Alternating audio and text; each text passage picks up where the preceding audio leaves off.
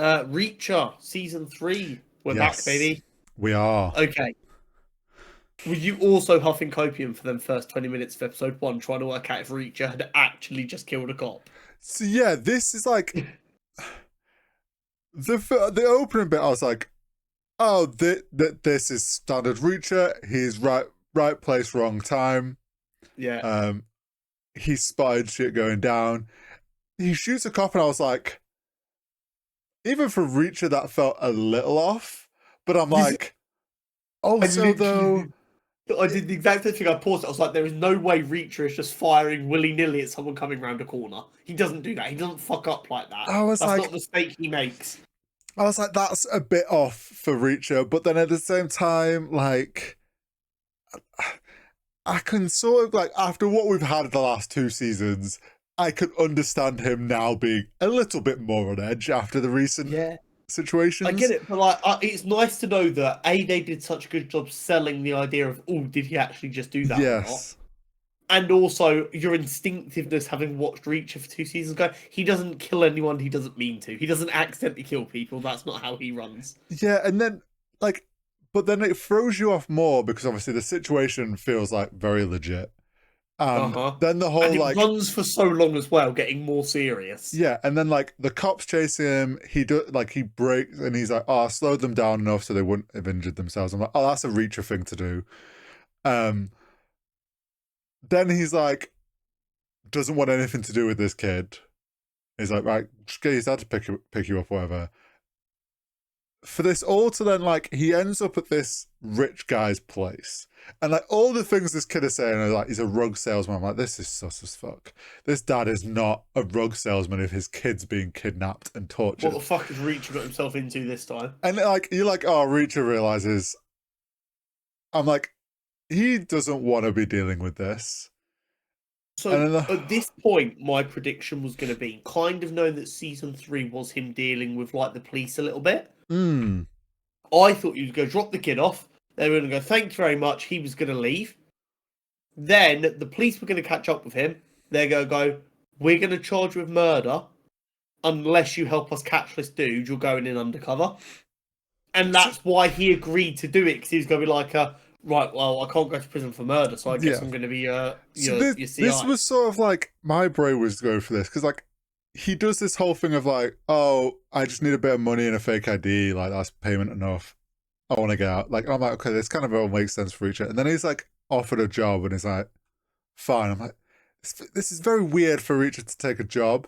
And I'm like, okay, so if he's taking this job, I know this guy's sus. Reacher knows this guy's sus. How does this end up with him then being undercover? Like, at what point are the FBI going to come along and he ends up working for them? And then episode 2 just completely flips it and you're like, oh, we're fucking dumb. Like, this was all planned. It was so good. We are so back. The I believe I sent you like an interview clip the other week about Alan Richardson saying he wasn't that happy with some of the fight sequences in season 2. That was a big thing that he was particularly felt strongly they could improve on. He said in the interview a lot that he felt the things they could work hard on improving were the fight sequences, and they're always looking for the things to improve on. So he made one of his rules for the fight scenes that they had less cameras on the set. And the idea was if we have less cameras and we do less takes, we don't cut as much and it makes it feel more fluid. Well, yeah, that's always, whenever I see stunt coordinators and stuff break down, like on Corridor Digital when they've had them on and break down fights, the ones that are always bad have lots of cuts from different angles, which means there's multiple cameras. Nothing feels like it flows. Like, they cut between the action rather than like holding on the action. And hearing that interview where he's explaining stuff, I'm like, oh, he understands like what makes a good fight sequence. And I'm glad he to hear. cares as well. I'm glad that like for an action film, he is putting that at the correct value of like, this is important to get right. Well, action show, action film. So like that had me really excited early on. I'm like, right, the fact that the main guy who, I mean, let's be clear. He was already a well-known actor. He was doing good work. This has catapulted him into conversations of should he be Batman.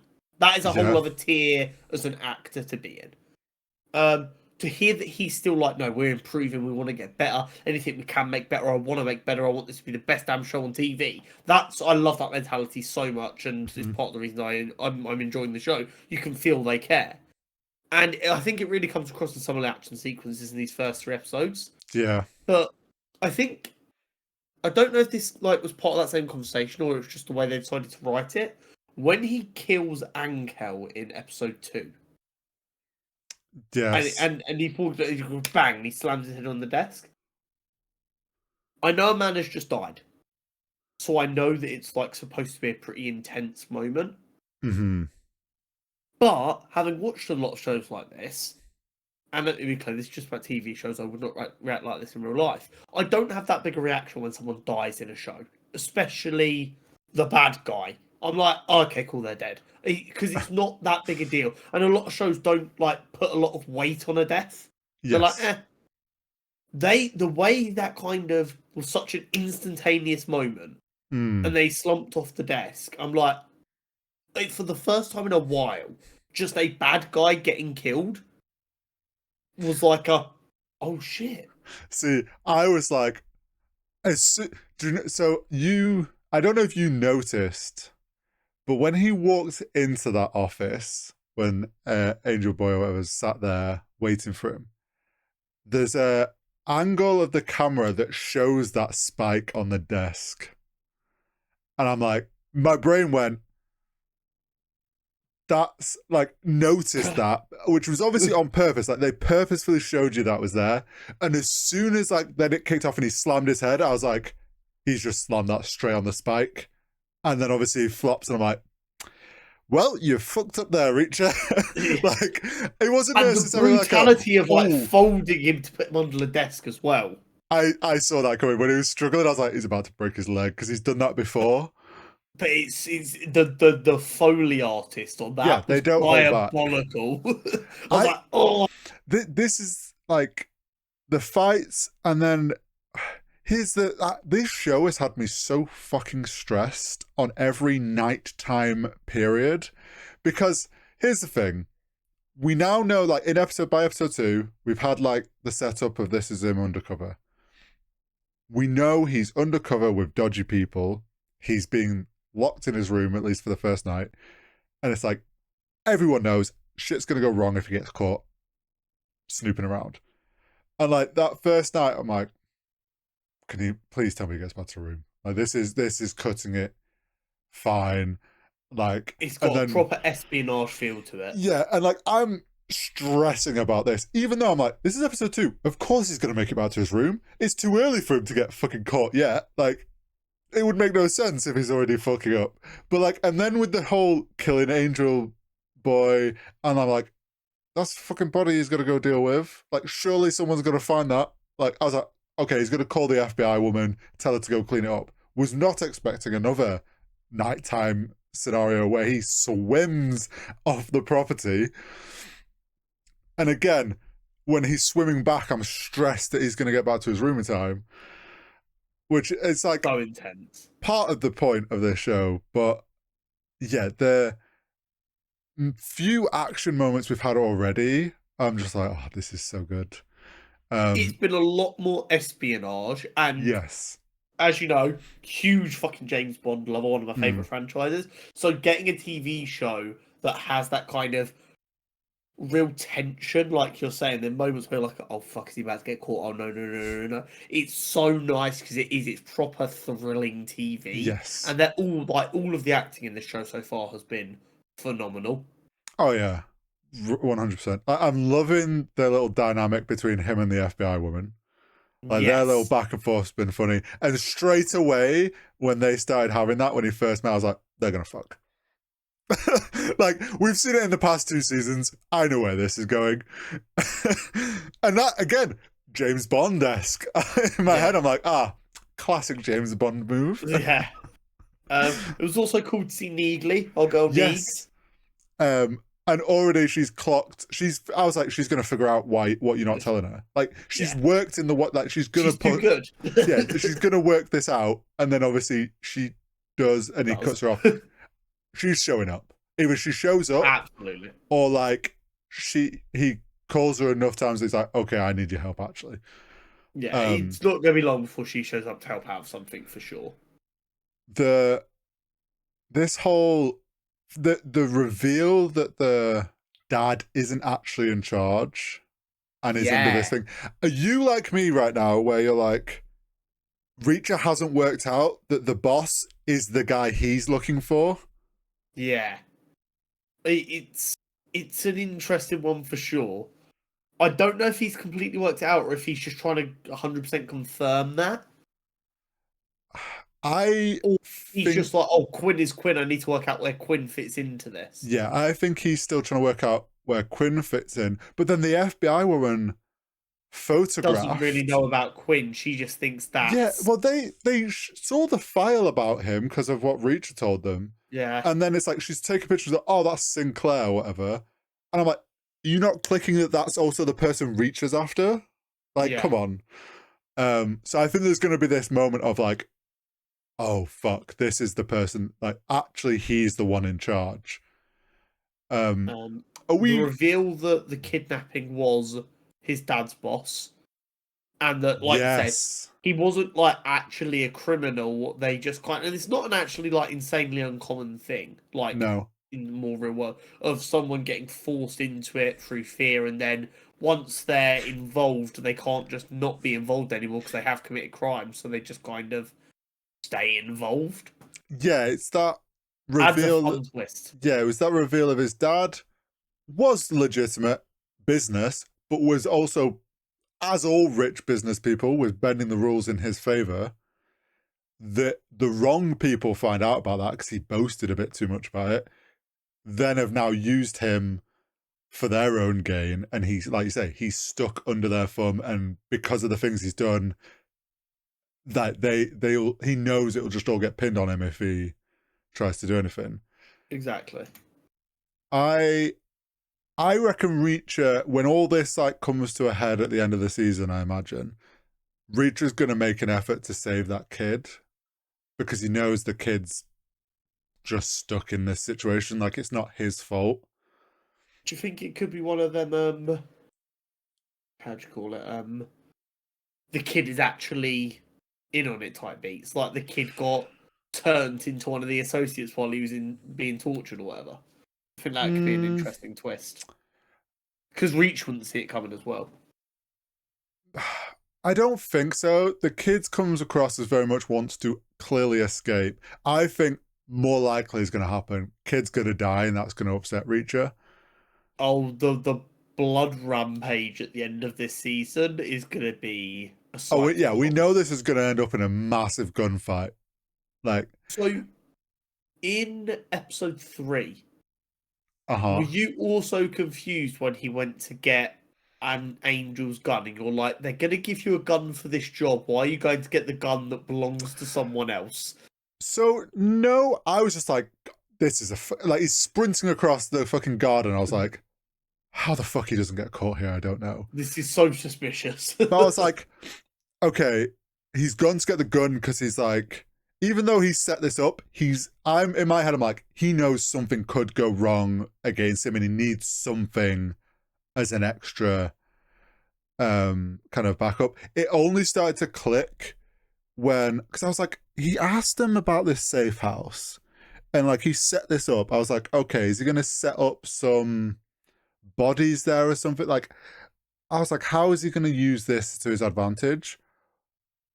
Wasn't expecting him to fully like murder the number two guy, flip it on him, and then, like you say, use the gun in that way of being like, oh, I found this, because he's worked out that this boss is not actually like the most switched on.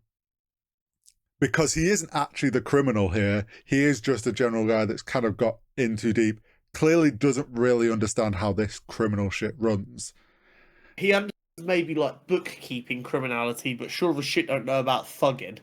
Yeah, like, and he knows that there's like these gangs that have certain like, and he's clued in on his guns as we've seen, and like I loved the whole notion that he was pissed off that they'd betrayed the MP5K for an Uzi. Like these youngsters don't have any respect to keep the same thing the same.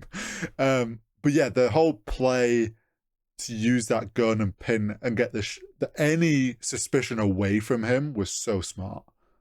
Absolutely. The FBI agent lady is a bit concerning to me though. A, she's already beaten the fuck out of a prisoner. Yeah, And she's very not too worried about the fact that Reacher has already killed 2 people. That is very much not okay as a fucking undercover police officer. so here's my theory is that she talked about this girl as being like, oh, it's the best PI that I've flipped, and like she's amazing, and she very clearly gained a very strong connection to this girl. I Yes. wonder if she's not fully telling the truth there, and maybe like there is actually some relation there. Oh, is that what you think it might be? And like this, and you've also got to remember they're doing this off the books, so she's gonna be a bit more relaxed on the rules because they're off the books, and she's happy to be blurring these lines because she's determined to get this girl back. Like I think Oh. like there's such a strong want to save this girl because she clearly means a lot that she doesn't care that Reachers kill people. Also, I think it's a bit of play on the FBI, like do such shit and they don't care. Like it's kind of expected. Interesting. Um, That's an interesting way to look at it. I'm curious to see if you're right there. But it's yeah, definitely a bit sus, and I'm she, definitely a little bit worried about her maybe being she's willing to not cross the not as lines. clean as you might think. Yes. And I think the other two are keep it like the older guy is trying to keep her in check. I think there's just a bit more of an emotional connection to this girl than she's letting on. That is Yes. why she's willing to push it like this. I wonder if it's because normally, like, CIs traditionally are like more like scumbags who are probably going to find their way back into prison anyway, so they like don't really care about them as much. Whereas Mm, clearly this girl had got off the drugs, she got clean, and she was still happy to be a CI. So she was kind of like, "Fuck, I could have actually once she got herself clean, got herself sorted, I could have cut her loose because she was yeah, now going to be a proper there's member of society, and she'd have been a million miles away from this and been a functioning member of society instead of now potentially being dead." yeah, I mean, she's also probably feeling some guilt there for putting her into this situation where, like you say, Oh, she could absolutely. have cut her loose and like she's clearly has done plenty of jobs for her. Um, and then she's pushed it too far with sending her in on this one. I I want to know if you're kind of same wavelength with me that this guy that and Reach is like he's done like whatever shit this guy's done that's pissed Reacher off. It has to be like human trafficking of women, right?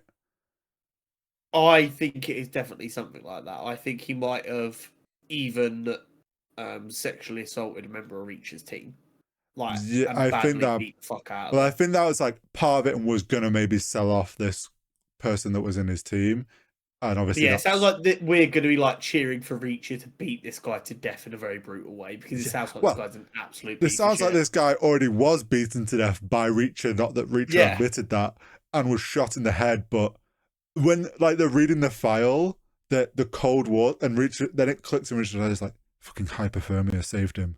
And you can see that he's like pissed off at himself that he essentially fucked up at killing this Like, guy. fucking rookie mistake. It's like, fuck. Like I should have known.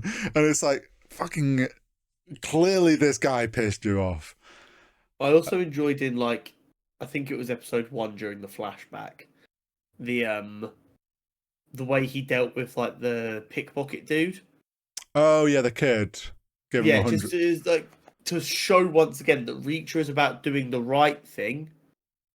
And Yes. if someone's doing like it shows that Reacher understands that doing something illegal doesn't make you a bad person, Mm-hmm.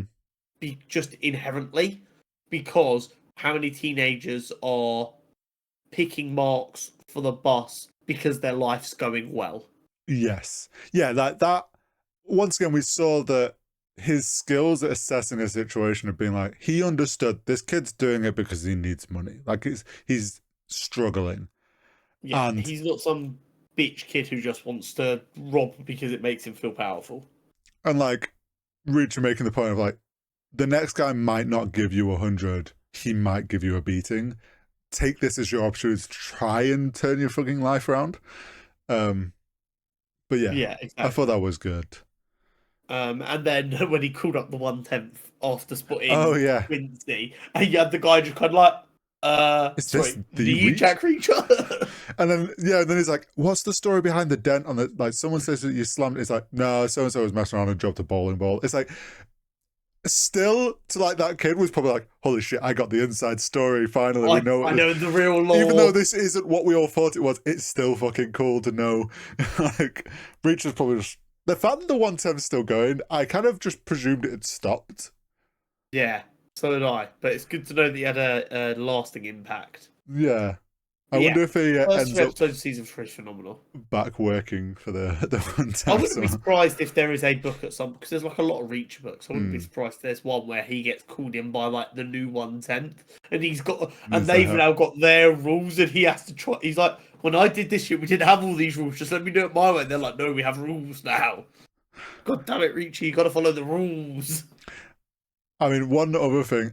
How much do we reckon he at the end of this asks to keep the boots with the hidden phone holder? I love this. Do you know what I love most about the phone? Right, obviously it's a small phone. It has to fit in the boot. Yeah, In his ginormous dinner plate hands, it looks so comically fucking small.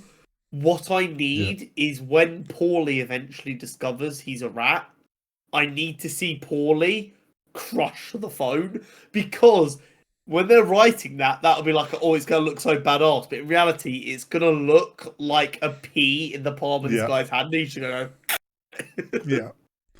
Uh, I mean, I'm loving their interactions as well already. The little back and forth. The whole bet. How much do you bench? I don't know. What do you mean you don't know? Oh, it's for pussies. Like, why you need to put Makes an no sense. arbitrary number on how much you bench. And then we've obviously already seen the clip of the Bavarian arm wrestling, whatever it's called. Where So so good. oh no, I slipped. What I'm enjoying most about that as well is because like obviously the actor who plays Paul, he's done a lot of interviews leading up to Hmm. this, and he comes across as such a genuinely chill dude. Seeing him play a raging psycho who just wants to fight and murder Yeah. constantly is really funny. Like having the fucking LMG mounted on like fucking meat It's hooks in the just hanging watchtower there for for no reason. I'm like, when it pan, like when there was I think there was like a shot from inside of him at the door, and like all the foreground was blurred. And I was like, oh, that's probably like radio, CCTV stuff. And then we got another shot, and it said LMG. I was like, why the fuck has this man got an LMG and the guard? Like, that was when I was like, oh, this is no rug salesman, man. Like, this is definitely Just no rugs, rug. yeah, just Yeah, just rugs. rugs. Uh, but yeah, I mean, I'm so looking Hilarious. forward to the rest of the season. Absolutely. We were both confident it was going to be a good season, Yeah. and it's not disappointed so far, and I doubt it will. Nah.